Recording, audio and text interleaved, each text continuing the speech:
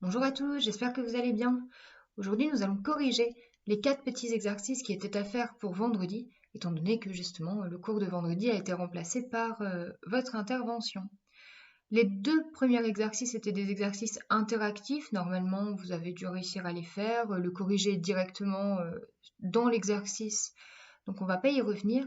On va se focaliser surtout sur les exercices 3 et 4 qui ressembleront beaucoup à ceux que vous aurez en évaluation lundi. Dans l'exercice 3, on s'appuie sur 2 modélisations. Dans la seringue A, on vous dit qu'on a représenté des molécules d'eau, tandis que dans la seringue B, on a représenté ici un échantillon d'air, donc des molécules d'air.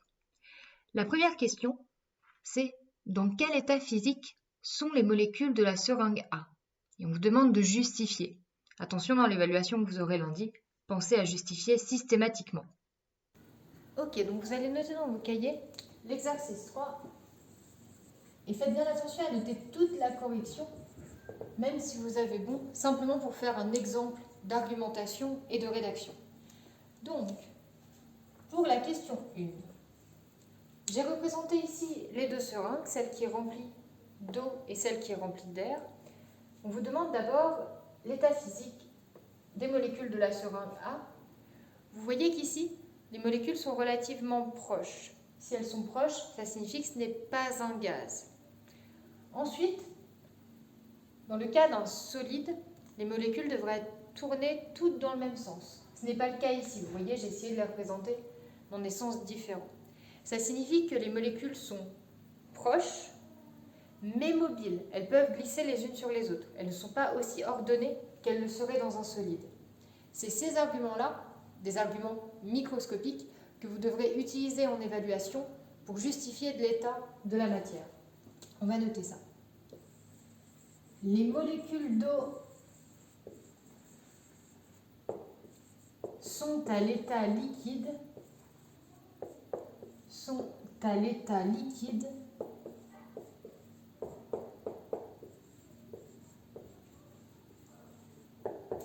car elles sont proches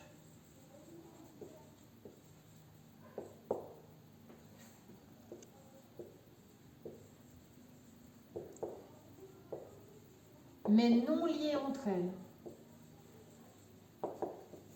C'est-à-dire qu'elles peuvent tourner, elles ne sont pas immobiles.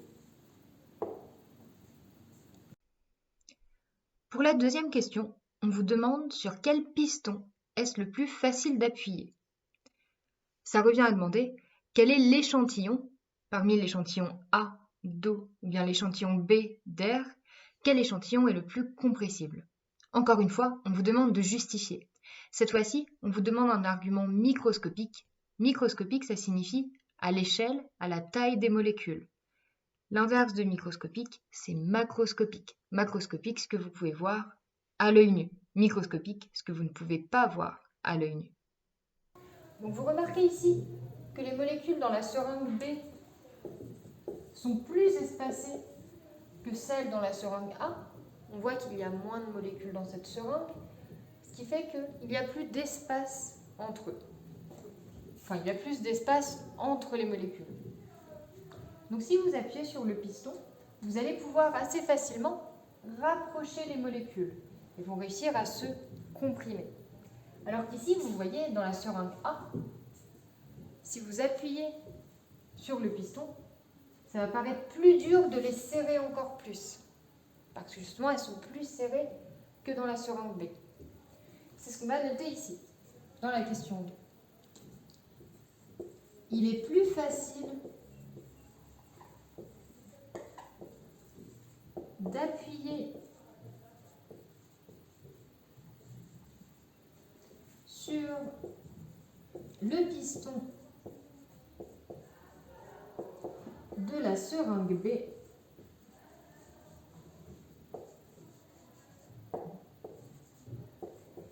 car les molécules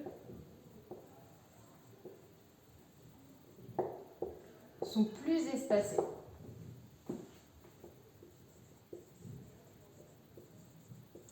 Ça signifie donc qu'on peut les resserrer plus facilement les comprimer plus facilement. Et ça explique qu'à l'échelle macroscopique, un gaz soit compressible et aussi expansible. Attention, expansible, ça veut dire que si vous tirez le piston, donc dans l'autre sens, vous allez pouvoir desserrer les molécules. Dans la question 3, on s'intéresse plus spécifiquement à la seringue B, donc à l'échantillon d'air, et on vous demande si les carrés bleus qui sont dans cette seringue sont le dioxygène ou le diazote. Encore une fois, pensez à justifier. Si vous regardez le schéma ici, vous avez deux carrés bleus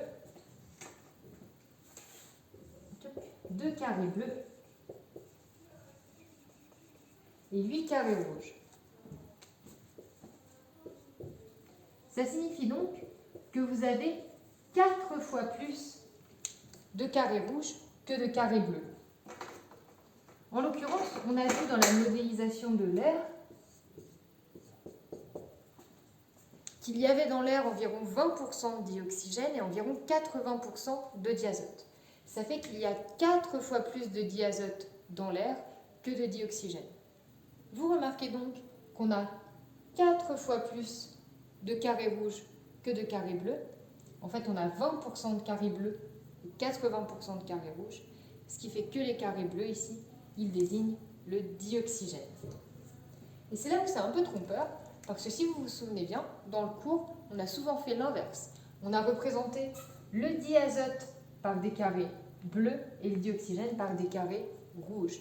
Mais justement, ces modélisations, elles peuvent changer. C'est pour ça qu'il faut mettre une légende, car tous les schémas ne représenteront pas forcément les molécules de la même manière. On va donc expliquer notre raisonnement. Il y a 4 fois plus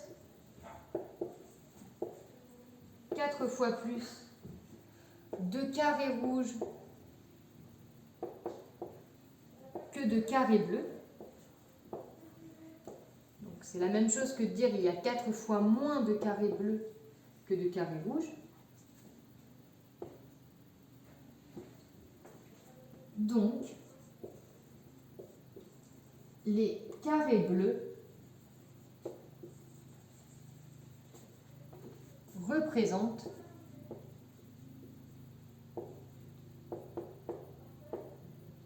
le dioxygène.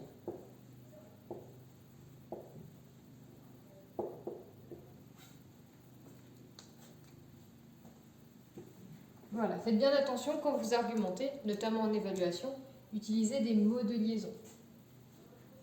Donc, puis si je reviens sur les questions d'avant, car. Assurez-vous à chaque fois de bien répondre à la question qui est posée et à ne pas dériver. Donc voici l'animation en question. Je vous rappelle, on avait une petite seringue reliée à un manomètre. Le manomètre permet de mesurer une différence de pression, alors que le baromètre, lui, il permettait de mesurer la pression atmosphérique. D'abord, on vous demande, quand on appuie sur le piston, est-ce que le volume augmente ou bien est-ce qu'il diminue? Le volume, il se lit sur ses graduations et son unité, c'est les millilitres. Là, vous voyez, on est à peu près à 50 millilitres. Quand on appuie sur le piston, on a un chiffre plus petit, donc on diminue le volume. On se demande ensuite que fait la pression quand on appuie sur le piston, donc quand le volume diminue. Ici, vous voyez que quand on diminue le volume, quand on appuie sur le piston, l'aiguille du manomètre, elle va vers les chiffres plus élevés. Ça veut dire que quand on diminue le volume, la pression augmente. Si vous tirez le piston, là c'était pas demandé dans l'exercice, mais si vous le tirez, là la pression va avoir tendance à diminuer. Donc quand le volume augmente, la pression diminue. Quand le volume diminue, la pression augmente. Et enfin, le but de la toute dernière question, c'était de comprendre pourquoi la pression augmente quand le volume diminue. Et pour ça, on va se servir d'un argument microscopique, c'est-à-dire qui concerne les molécules. Et pour ça, je vais vous montrer les petites molécules d'air qui sont à l'intérieur de la seringue. Donc, je vous rappelle, l'air, c'est un gaz.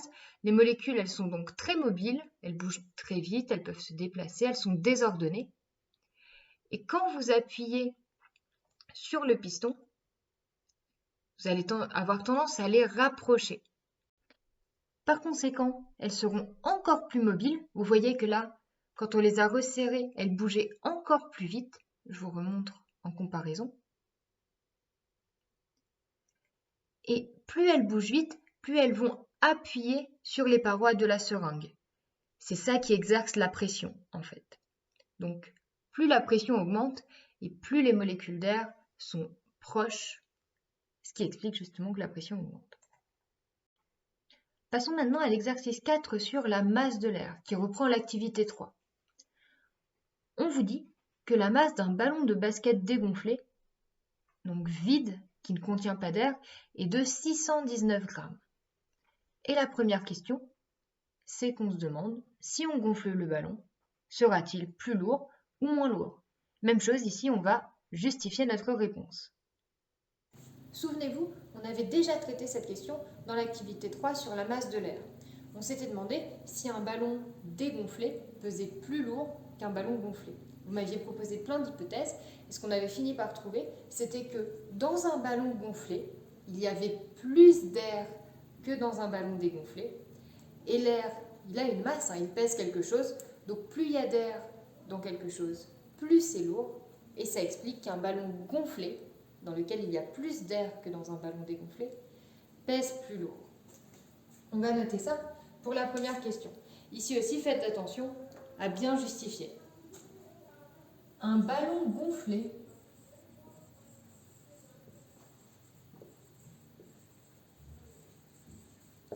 est plus lourd qu'un ballon dégonflé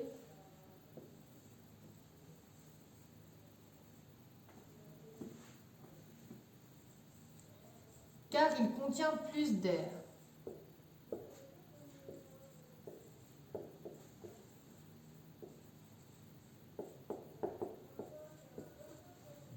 Vous pouvez voir ça aussi en termes de molécules. Dans un ballon gonflé, il y a plus de molécules d'air. S'il y a plus de molécules d'air, il y a plus de matière et donc elle pèse plus lourd. Pour la deuxième question, l'énoncé vous rappelait que 1 litre d'air pesait 1,3 kg. Et ensuite, on vous demandait de calculer la masse du ballon, donc du ballon dégonflé de 619 grammes, quand on le gonflait avec 2 litres d'air.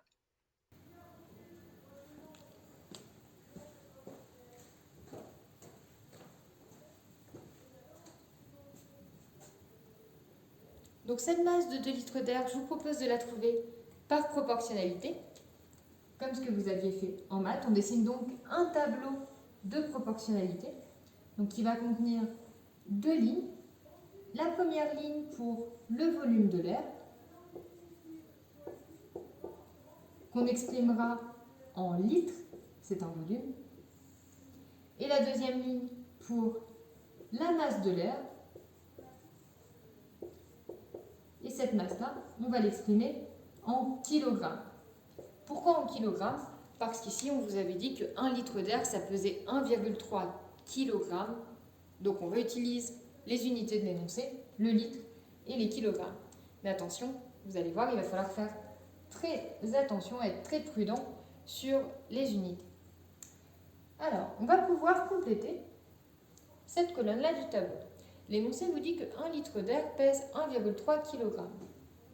Donc, 1 litre d'air, un volume de 1 litre d'air, a une masse de 1,3 kg.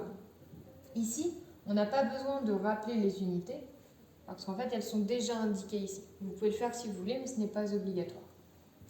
Ce qu'on cherche maintenant, c'est quelle est la masse de 2 litres d'air. Quelle est la masse de l'air qu'on va rajouter au ballon dégonflé.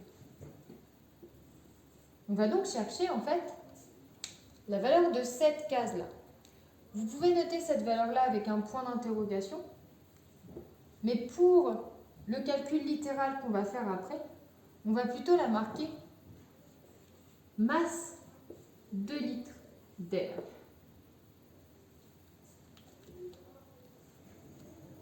Alors, ici pour faire le calcul,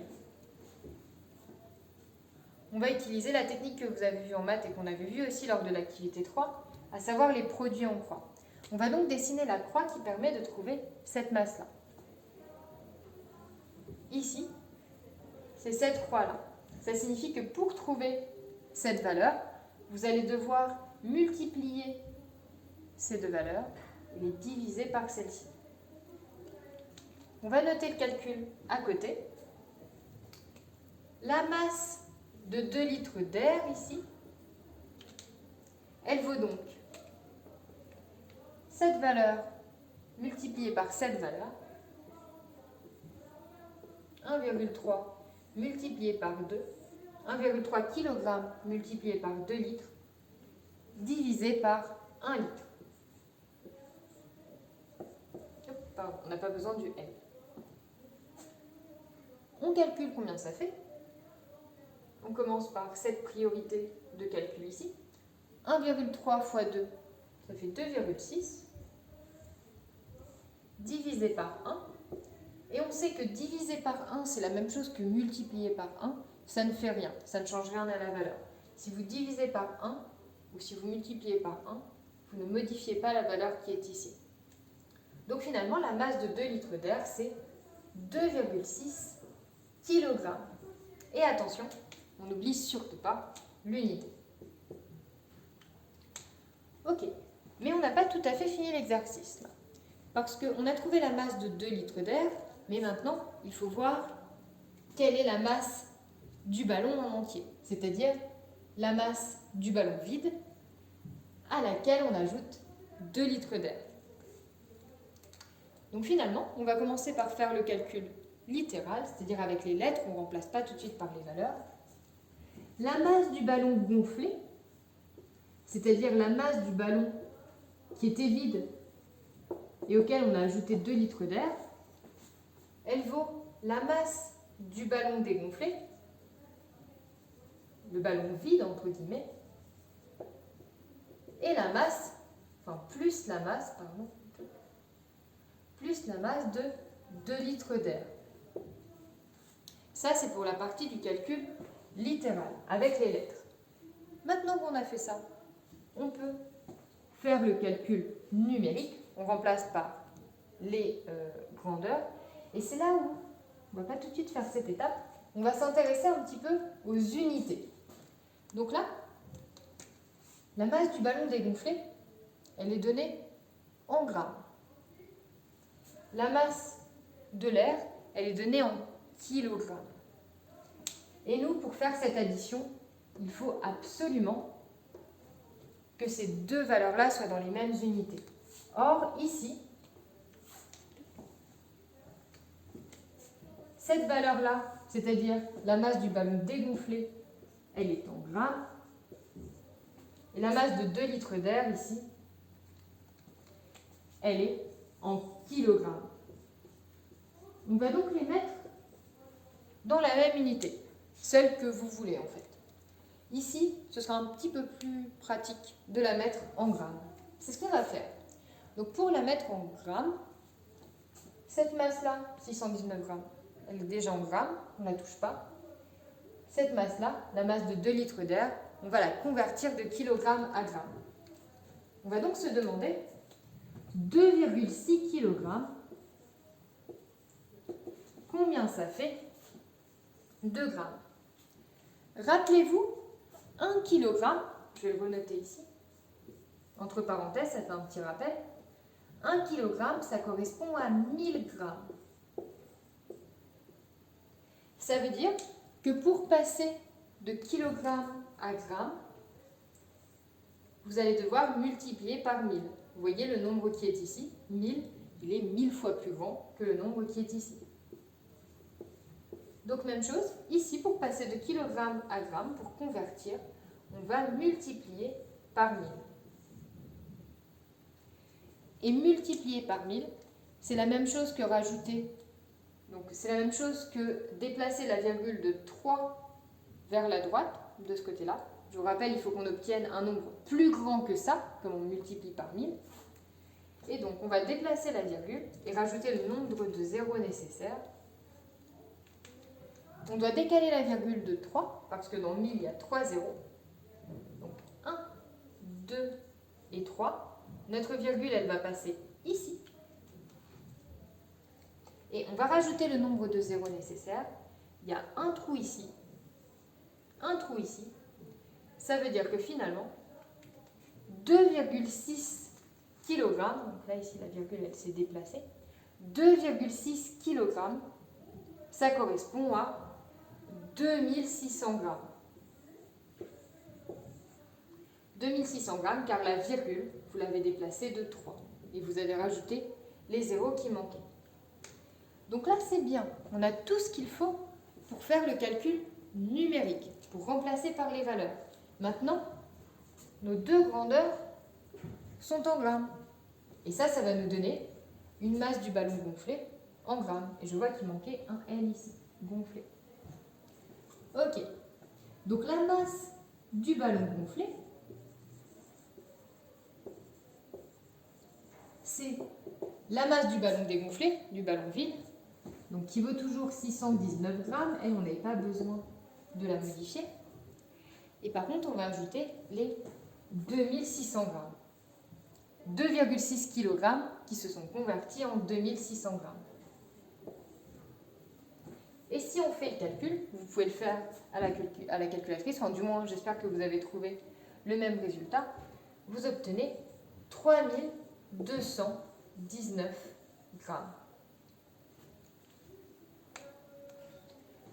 Et enfin, donc là si vous voulez, vous pouvez le reconvertir en kilogrammes, hein, c'est pas demandé par l'énoncé, mais vous pouvez, on le fait très rapidement ici, il faudrait diviser par 1000, si vous vouliez convertir en kilogrammes, diviser par 1000, ça veut dire que vous décalez la virgule de 3, 1, 2, 3, la virgule passe ici, ce qui fait que 3219 grammes, ça correspond à 3,219 kg.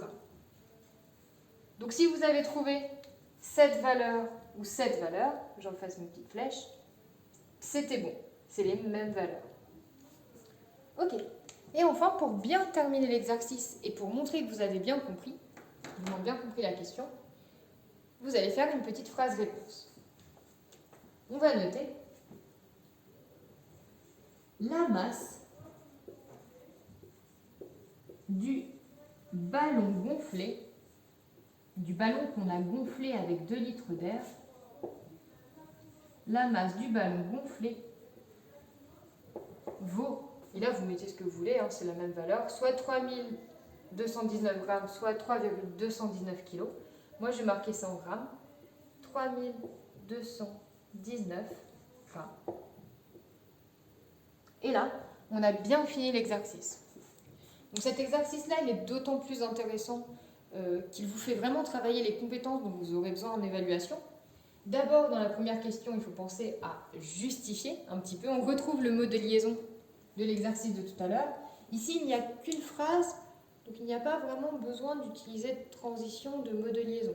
En évaluation, n'hésitez pas à utiliser tout d'abord, ensuite, enfin, etc.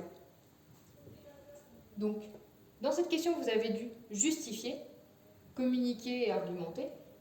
Ici, vous avez dû calculer en utilisant l'énoncé, la proportionnalité, le calcul numérique, le calcul littéral et enfin, une petite phrase réponse. D'ailleurs, n'hésitez jamais à souligner vos résultats ou en tout cas à les mettre en valeur. C'est toujours bien. Enfin, je vous rappelle que vous avez sur Pronote une petite auto-évaluation pour vous aider à réviser l'évaluation de lundi et pour vérifier si vous êtes bien au point sur toutes les notions du cours. Je reste disponible soit par Pronote, soit en commentaire de cette vidéo si vous avez des questions, n'hésitez pas. Et je vous souhaite de bonnes révisions et une bonne journée. Au revoir.